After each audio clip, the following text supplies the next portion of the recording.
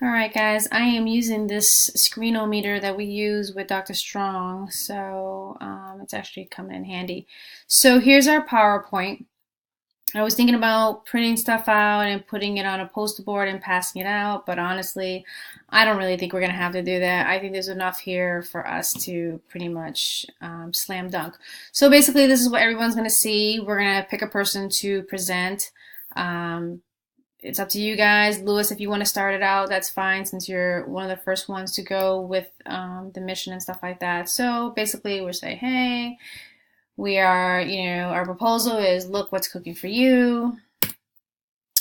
Somebody will be in charge of I don't understand what slide. Here we go. Basically, I did bullet points so you can go into details more about it, but pretty much you can read off what you have. This is what we're trying to do, blah, blah, blah, blah. Remember, we have a time limit and we want to get our point across because we're going to be able to get deeper into the other slides. Then it's going to go into the agency sponsorship. This is also going to be Lewis's part, and then this is where he can kind of give this gist here, and if he wants to, he can go more into detail about it. And then membership, honestly, I can't remember who is doing that because I can't see the piece of paper of who said they were going to do what. But pretty much, oh, actually, you know what? There's slides at the end that say who's doing what. I just can't think of it right now. It's really late. I'm tired. So basically, we're going to talk about how we get the membership.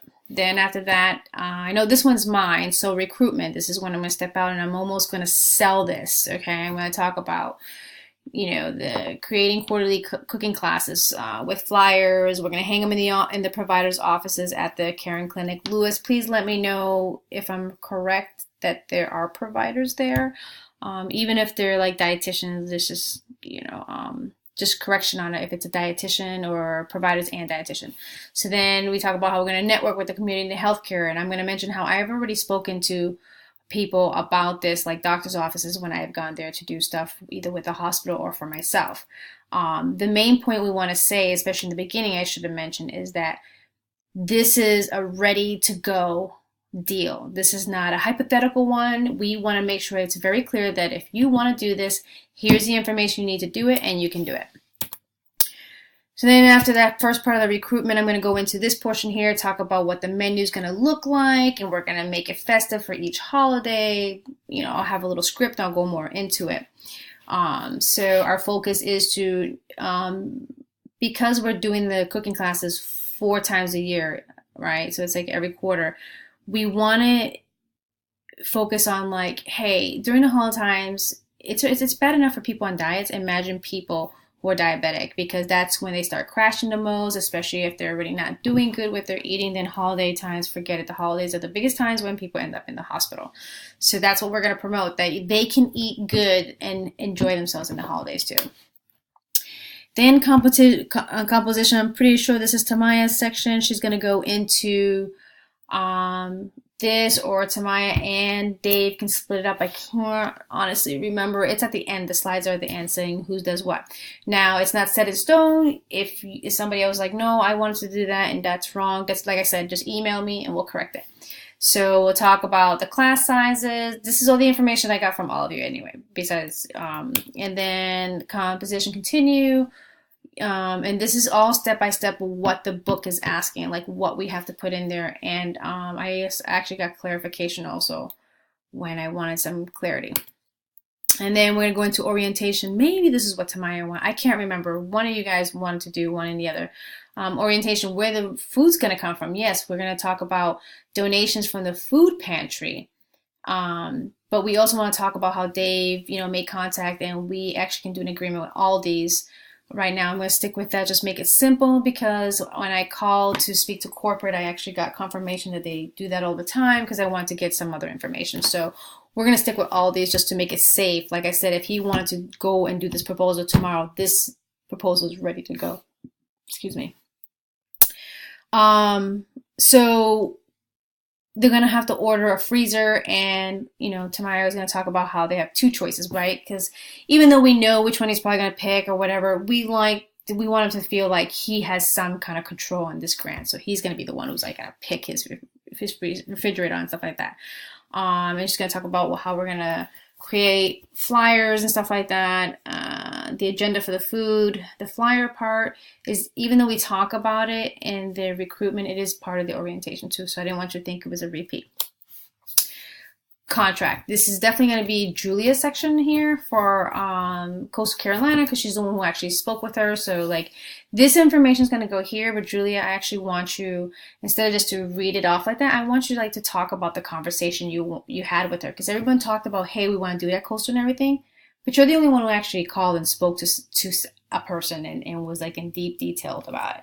So this is going to be a good like suck him in when he's watching the video. So I'm actually excited about this part here. So then, and then this will continue on while you're talking somewhere. I'm going to actually fix this. It looks like it's not centered.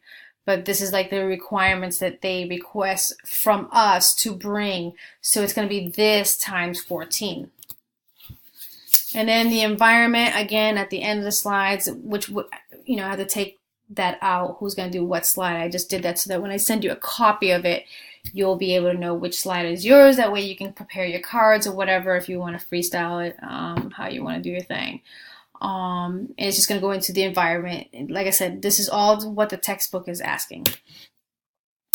And then, of course, we're going to show pictures and say, you know, here's the two type of, they're actually refrigerators. We have model numbers. We're not just talking about how much they cost. We're not just showing you where it's going to be. We're actually showing you, like, again, reminder, this is another way of showing this is ready to go. And you can go on Lowe's and you can put the model number in and you'll get exactly what we're talking about. The budget. So the way I literally went through everything, and I kid you not, we actually have $10,671 left over, because some of the stuff that we needed, even the culinary supply list, a lot of that stuff I was able to find, like the utensil and all that. If you buy bulk with the Dollar Tree, you actually get the utensils cheaper and cheaper the more you get. So everything I got was for 14 people per class. So the utensils obviously get recycled, and give or take, if you lose some, we have petty cash that's about $10,000. So that means if he has to, if they move into another building because, I don't know, next week they found out that there's too much mold and they have to go into another building or whatever, they can dip into this petty cash and say, okay, we need to build a new shelf, or I don't know, unexpected, like food, the prices of food changes and stuff like that. Because I went through the pound, you know, how much it was per pound for meat and everything, and that's where the food cost comes from. The prepping alone is what the teacher's going to be teaching, or the students, I should say. So to serve 16 people, because then remember, not only are they cooking for 14 people to learn how to cook, but they're also, and it's one serving meal. So they're all learning, they're all cooking one meal, they're all going to eat that meal and everything, but then they're going to take home that meal. But there's 16 people there because there'll be a teacher, and then there'll also be this person, the dietitian, who's going to be in the class with them, teaching them while the food's cooking. So I'm assuming they're going to want to eat too. So that's why I put 16. We actually can change that too if we wanted to make it 18 in case there's two cooks or two. Actually, I take that back. It was 2 people, volunteers, I put in there in case it was a dietitian and they had an intern or something like that. So either way, that food prep is for 8 different meals that are going to be cooked. And that's going to serve each time 16 people per meal. So it seems low, but if you look over here, 112 meals is going to cost $8,637. That's each meal times 14 each time. I'm pretty sure. I will correct that if I'm not right, but I'm pretty sure it might be double that. So, all right, correction. I had to fix some things because I forgot there's 2 classes a month. So that's 8 classes total. So we still have petty cash of $2,037.61 left over. So that's still good because, like I said, prices of food can change. Also, let's not forget that if we do get donations, that this cost continues to go down. So which means the petty cash is more. So that means there's no need to do any extra any extra volunteer work or anything like that. We want to make less work and have more stuff for them to do. So, for example, the journal, the pencils and sharpeners, the supplies that I have here, they're gonna have overage. So whoever's doing environment, I need to know who's gonna do this slide here. Once I look at it there, actually in the next slide, if you see it here. So environment's gonna be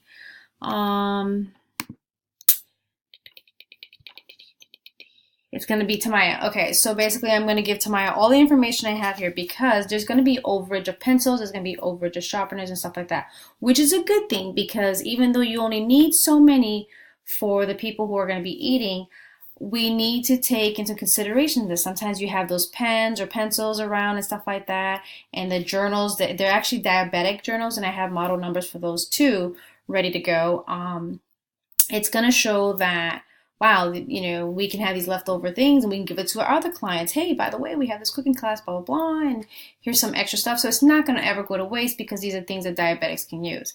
So I might just leave these slides on here. And I'll just fix some things around, like, I don't know why I put contract like this, and then I just have to fix it up and stuff like that. But pretty much you guys get what I'm trying to say. And I'm sorry this video is really long. I was just trying to get to it. And if you guys have any references we can put here or suggestions, let me know. I can add in all these. I can add in, actually I am going to add in like the Dollar General stuff and where we got our information. So I'm going to add that in before I send this video out. And so by the time you get this video, you will see that too. So, like, once again, I'm sorry the video was long, but this was like the easiest way I can get clarity across, and we're all busy. So, all right, guys. And if I don't see you tomorrow or anything like that, I'll see you in class Monday because I'll be at the conference.